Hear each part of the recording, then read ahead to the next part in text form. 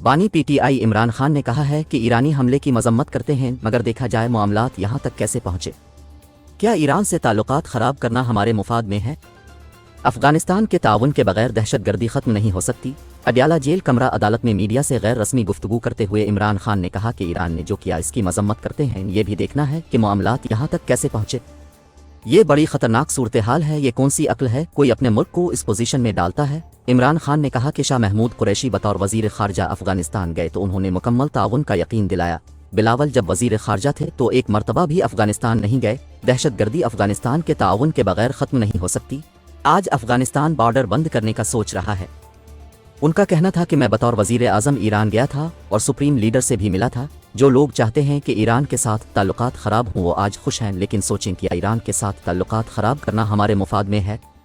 B J پی کی پاکستان سے متعلق پالیسی اچھی نہیں ہے، ہمیں ایران کے معاملے کو بڑھاوا دینے کے بجائے صورتحال کو ڈیفیوز کرنا چاہیے۔ عمران خان کا کہنا تھا کہ الیکشن نہ ہونے کی وجہ سے ملک کا بیڑا غرق ہو رہا ہے۔ اکتوبر میں انتخابات ہو جاتے تو استحکام آ چکا ہوتا۔ پی ٹی آئی کو کرش کرنے کے لیے انتخابات کو ملتوی کیا گیا۔ نگران وزیر اعظم کو کوئی سنجیدہ نہیں لے گا۔ انہوں نے کہا کہ نیوٹرل بھائی جان بھول گئے کہ وقت کسی کا انتظار نہیں کرتا۔ یہ 2002 والی پلے بک نہیں ہے۔ پاکستان کی صورتحال 1970 کی ہے جب صرف پارٹی ٹکٹ جیتا تھا۔ ہماری انتخابی مہم میں امیدواروں کے پوسٹرز پر قیدی نمبر 804 لکھا جائے گا۔ جو لوٹوں کے ساتھ ہو چکا ہے کوئی اپنی جگہ سے ہلے گا نہیں۔ ظلم کے باوجود پارٹی اس لیے نہیں ٹوٹی کیونکہ ہمارا ووٹ بینک ہے۔ بانی پی ٹی آئی نے کہا کہ وکلا نے زبردست کام کیا، میں چاہتا ہوں انہیں ٹکٹ ملے، مجھے ٹکٹس پر ان ووٹ کم ملی، اسی لیے عمر ایوب اور شبلی فراز کو ٹکٹ فائنل کرنے کا کہا ہے۔ ایک سوال پر انہوں نے کہا کہ جیل میں صرف پی ٹی وی کی سہولت ہے جس پر پروپیگنڈا ہوتا ہے۔ ٹی وی پر اسپورٹس دیکھ لیتا تھا اور ورلڈ کپ کے بعد اسپورٹس بھی دیکھنا چھوڑ دیا۔ صبح 1-1.5 گھنٹہ ورزش کرتا ہوں جس کے بعد عدالت آ جاتا ہوں۔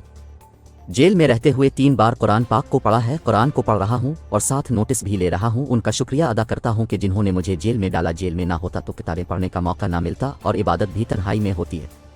ان کا کہنا تھا کہ جیل میں آدمی کو سوچنے اور پڑھنے کا موقع ملتا ہے۔ جیل میں رہتے ہوئے سیرت النبی کو بھی پڑھا ہے۔ جب انسان خواہشوں پر قابو پا لیتا ہے تو کوئی مشکل نہیں ہوتی۔